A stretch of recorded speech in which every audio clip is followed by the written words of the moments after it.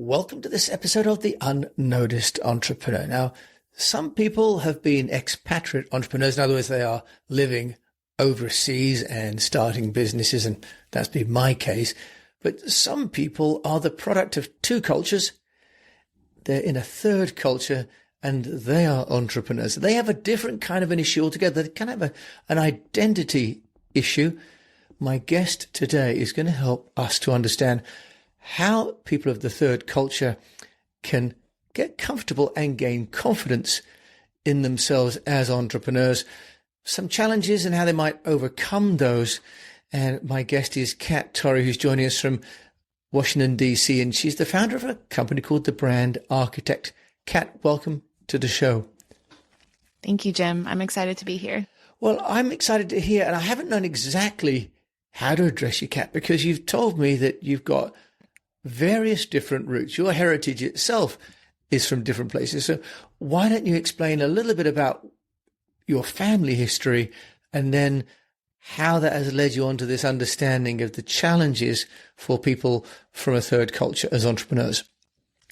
Yeah, it's a great question. And so my background is from all over the world. So my mother was born in Tokyo, Japan. She was a military brat. My grandfather was a career armyman. So she's half Japanese, half Irish. Moved to the States when she was little. Moved every 2 years. If you're a military brat listening, you know how that goes. And on my father's side, he's Italian and Colombian, and he was born in San Francisco like I was, but both of his parents were born abroad. And so family of immigrants from my mother to my grandparents on both sides, hailing from all over the world. And now I look like this.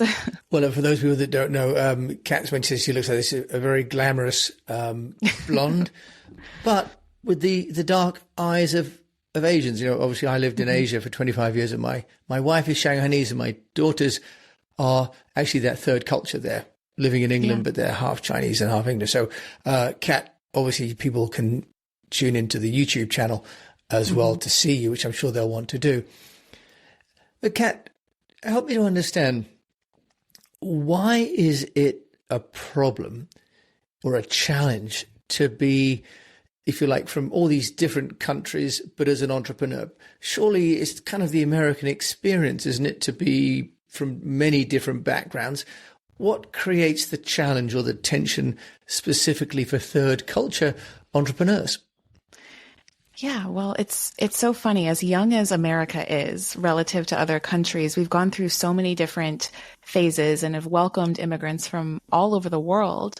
But what I've found is that each different culture holds different beliefs. And when you're young, you're raised by your parents and your grandparents, and they're gods in your eyes. And so you soak up those beliefs and that programming. But that programming and those beliefs are from times that occurred decades before you were born and on the other side of the world from where you're growing up. And it might not match as well to the school playground where you are going to school and you're having your recess, or the language you're hearing, the slang that you hear, the food that you eat.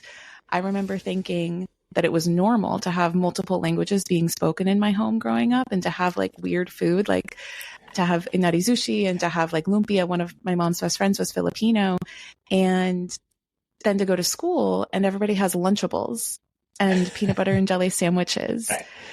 And my first language is English, but that wasn't the first language of any of my grandparents and my mom either. She's fluent now, but it was just like this weird dichotomy to me. And I didn't quite, as a kid, know how to blend the two. They kind of just remained separate in my mind. And I felt like I had a foot in one world and a foot in the other. Yeah, Kat, I agree. For my daughters, you know, they have also identified now that they're never 100% English and they're never 100% Chinese. And they're getting the best of both worlds, of course. They speak Mandarin, they eat noodles in the afternoon, but they have, you know, Love porridge. noodles. Yeah. Noodles are a food group. Yeah, absolutely. It's a real comfort food for my daughters. So they're living that. Kat, what does that mean as an entrepreneur? Is this a superpower or is it a disability? I believe it's a superpower. because, and I had shared this with you, even just as recent as a few months ago, I didn't even know the term third culture entrepreneur or third culture kid existed. I was trying to discover more about myself and how I was reconciling the beliefs and the cultures that I had grown up around to the culture in which I grew up. And now where I am making a business and a livelihood for myself. And it's funny because, I just lost my train of thought. Oh, I hate it when that happens. Sorry. What was the question you were asking? So Kat was saying, is it a superpower or is it disability coming, with all these amazing strands? Presumably there you had the Italian arguing in one ear and you had the Japanese trying to keep the peace, as the Irish in you was trying to stoke up an argument with the Irish, with the Italians. So there you go. Let's solve that one for you. You've got so many different voices in your head, but let's talk about superpowers or disabilities. So definitely a superpower, because like you said, you have all these voices in your head. And there was this study that was done in the 1960s in the US that talked about how kids who were third culture kids and now are third culture entrepreneurs like myself have greater levels of empathy and perspective because they know different cultures have different beliefs and they are aware of it. So they are less likely to say this one way is the only way because they've been around so many different ways. And so I think it's a superpower. I think empathy, the world could always use a little bit more of empathy. And I think being empathetic in business is always a good thing and will always serve everyone. You're absolutely right, because empathy, as you say, really is about listening to the consumer. But more importantly, if you've got empathy, you intuitively understand, don't you, that, for example, the Asians will view a particular problem in one way, the Latin Americans from another perspective. So if you can blend the strains when you're approaching potential customers or partners or employees, you can really see how you can serve them in the way that they would like to be served. Yeah. Kat, what is the implication, though, when it comes to positioning of yourself and your business? Because you've got a company called The Brand Architect. Often, if you come from one background, one culture, it's very easy to articulate what you stand for, who you serve, how you're going to deliver, right? Because it's a fairly, if you like, monocultural approach. If you're a third culture entrepreneur, how do you overcome the challenge of having all these different strains within your brand personality? Yeah. I would say it starts with first by identifying what they are. Like identifying what are the beliefs and the customs and the traditions of your parents and then, and this is the hard part, not the hard part, the opportunity, deciding if you want those beliefs and traditions to still be true for you and your family. Because this might be an unpopular opinion, but I don't think that you are indebted to your family or that you owe your family everything or that you need to do exactly as they did. They were living in a different time. They were playing by a different set of rules. They were growing up in the era before the internet. That changed the game in so many ways. And so I think first knowing, the cards you're playing with, and then making a decision of which ones you want to keep. And then how do you make your hand moving forward? And it sounds simple, but it can definitely bring up some fears for some people. Yes, it's interesting you talk about not necessarily being tethered to the family heritage of, if you've got many different family strains. Obviously, with my wife and the Asian background, there's a huge amount of attention to family. And of course, in China, people still go and do tomb sweeping, for example. So in Singapore as well, where they go and pay their respects to the dead, whereas in the West, we avoid cemeteries, Right. So we make scary stories about them and movies about them around Halloween time. Exactly. So very different perspectives. As an entrepreneur, you've identified and decided which you want to carry forward and which you want to leave behind. How does that manifest itself, Kat, in the messaging, the marketing materials, the postings, the practical side of being an entrepreneur? So a couple different ways. I think the first one that's probably the most impactful upfront is the imagery that you use. The imagery and the colors. I was fortunate enough to visit Japan for the first time last year. And years ago, when I was little, still living in the San Francisco area, my cousins in Tokyo sent me a kimono as a Christmas gift. And my mother put it on me and she took a picture and she said that I was so excited and I was like prancing around the house. I was so proud to like have something from my family sent to me. So now fast forward to last year, I went to Kyoto and I took photos in a summer yukata because it was very hot and yukatas are a little bit more breathable than kimonos. And I now use that imagery and I share it in my social media posts. I share it in my email newsletter and I promote this image that I'm honoring that part of my heritage. And the conversations it has sparked have been incredible and humbling and surprising. It's really a really strong community building tool in business. When you talk about comments coming in that are surprising, when I went to Tokyo with my family and we wore the outfits and the girls loved doing all the hair and the makeup, but those wooden shoes were just brutal. Oh, the geta. Yeah, they get absolutely brutal. So we did share pictures of those, but by and large, they were kind of a meme for a family discomfort on holiday. Kat, you've been getting, though, comments of a different kind. When you say it's been powerful, what have you been getting? And as this is an entrepreneur show, what has been the business benefit for you of doing that? Yeah, so the comments I've been getting are that I've been opening up people's eyes to the fact that they are not alone in feeling like this, that they were feeling similarly to me. They just didn't know it had a name. And business-wise, what that has given me is an incredible competitive edge over every other personal brand consultant or personal brand speaker, because the way in which I deliver the message or I deliver value or I deliver tips or frameworks or strategies for individuals is so inherently unique and so inherently specific and magnetic to my audience that I have not had to pitch myself. I've had people pitching me. We want you to come and speak here. We want you to do a work. Like, we absolutely need you and your voice and your eye. And I was like, well, this is a nice turn of the tables. That's incredible. So people are coming to you because of your Asian element, part of your Asian DNA. Yeah. And because you're really what we would also term a global citizen, aren't you, in that sense? So that's fantastic. And are these Japanese people coming to you, or are they Westerners that want to reach out to Japanese clients, or a different audience altogether? So I would say they're Westerners. They're here in the US and Canada, but they were similar to me in that their parents were immigrants or their grandparents were immigrants. And they grappled with going down the entrepreneurial path because that's a very Western ideal. Even to this day, I don't think my mom, even my grandparents, fully quite understand what it is that I do, how it is that I do it, and how I make a living. Again, right, the advent of the internet, the rules have changed from when they were growing up.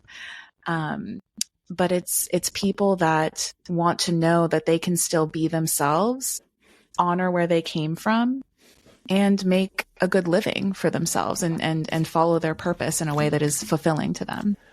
What's the bottleneck then, Kat, for people to get from a sense of, self-identity but anxiety to self-identity and self-confidence? What do you do to change that state? We'll be back after a quick break. Would you like to double your salary without starting another business? The easy way to do this is to join the board of another company. You get well paid for a part-time role. You get all the credibility that comes with being a board member. Plus, you get to hang out with some very cool people and learn how other businesses are dealing with their problems.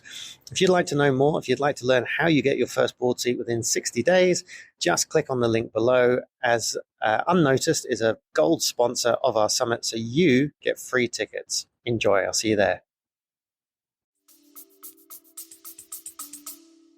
Yeah. So 2 things. One, the thing that came up for me that was really holding me back for a long time was being was the fear of being misunderstood or rejected by my family for choosing a different path, for being very American, but also still wanting to honor my Japanese and my Latin roots.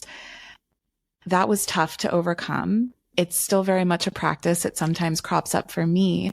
But one of the things that I do is by acknowledging that and knowing that my family just wants what's best for you. And even if they don't understand, that's okay. They don't have to understand. If you're truly doing something that's making you happy, that you love to do, I believe that removed of any misunderstanding or fear or rejection, your family would support you. I tell myself that. Well, I'm absolutely sure that they would. And it sounds as though also they've all been pioneers, because almost by definition, if they've married and had families outside of their cultures, yeah, they've all had a worldview of some kind and were That's part of. That's a good call out. I hadn't thought of that. Mm-hmm. Yeah. Well, you see, my grandparents on one side were in South Africa as missionaries. And so we have some Dutch in our family, and they were also in Indonesia. And then on my other side, one of my great-grandfathers was in the Klondike in 1848, scaling, the Adirondacks and doing yeah. So it's kind of can be in the DNA that actually the family history, when you look back into it, we're here where we are now, not by accident, but by the DNA that they had before. So you're plainly the next part of that life story, aren't you? Kat, when it comes to getting people to feel confident and the language that they're using now that they've moved to a place where they're feeling they've chosen which part of their DNA they want to accentuate and chosen which they maybe want to move on from. They've chosen some of their imagery, some of their colors and so on. What about services? Do you think that changes at all if you're a third culture entrepreneur? Do you think that gives you a special niche opportunity, or is it just that's kind of a positioning, but it's not necessarily the product? Excellent question. I would say it depends. Like if you are already serving a multicultural audience, right? That is your ideal client, then doubling down on showcasing your unique background through imagery and through messaging will only give you more of a competitive advantage. But two, I think even if you're not, what it does is it informs the experience you provide your clients. And experience is everything. I have a background in hospitality. I worked as a busgirl, a server, maitre d', host, through all different restaurants from fine dining to casual and whatnot. And so I think leaning into this element, your ability to empathize and your ability to connect with people on their level gives your process of doing business a flavor of hospitality that's just so warm and genuine. And I think looking at your business processes and how you can infuse more of the way that you want people to feel based off of just how you are and the genuine beliefs you have. And maybe their beliefs passed down, and maybe there are new ones that you're forging. What does that look like? What does the language look like? The confirmation email, the booking link, all those little touch points. How can you make it stand out? It's really nice. So you can really take that content and make sure that your brand and your experience is consistent with your personal DNA as well. Kat, you've mentioned before about mindset, about lacking confidence and growing out of that. And I've read before that you've called yourself the introverted entrepreneur. Yes. Do you think you're an introverted entrepreneur because you're from a third culture, or are those things mutually exclusive? That's a great question. I think introversion and extroversion comes down to energy management. And I don't know if that is nature or nurture or a blend of both. Because I have, part of my heritage from Japanese and Latin cultures can be very demure and very much about the family over the individual. But then the Italian, which is very family oriented, but very bombastic. And then you have the Irish. And so I don't know. I mean, I just know how I am and how I need to manage my energy best. And from what I've observed, I tend to be drained by being around people, not in a resentful way, just simple physics. And I need more recharge time. Okay, well, I hope that's not the case after recording this with me, that I haven't worn you out, Kat. She has to go down and This has been fun. lie on the couch for half an hour after talking to me. But I know, Kat, you have your own podcast as well, don't you? So from a getting noticed perspective, Kat, for the brand architect, is the podcast your main outreach piece, or are you doing some other work as well? Yeah, I would say so. I love and enjoy writing. I've been writing since I was 8, 9 years old. It was a form of therapy. And then I realized people could pay me for it. And so that was great discovery in my early 20s. But I also communicate very regularly with my community via email. So I have a monthly email newsletter. And sometimes if I have something of value to say, I will send it there as well. I'm also very active on Instagram in addition to my podcast. So that's where you can most likely find me online. Okay. Well, after I've asked you for your book, we'll ask you to share how people can find you. Kat Torrey in DC, what would be a book that you find interesting that you'd like to share? Yeah. So it's called The Hero and the Outlaw. And it talks about the power of brand archetypes. And it's an older book, but still very relevant, which just tells me that the author, Margaret Mark, knew what she was talking about when she wrote it.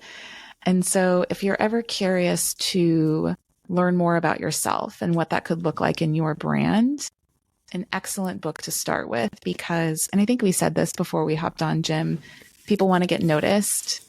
It starts first with noticing yourself. So that book is a helpful tool in promoting that.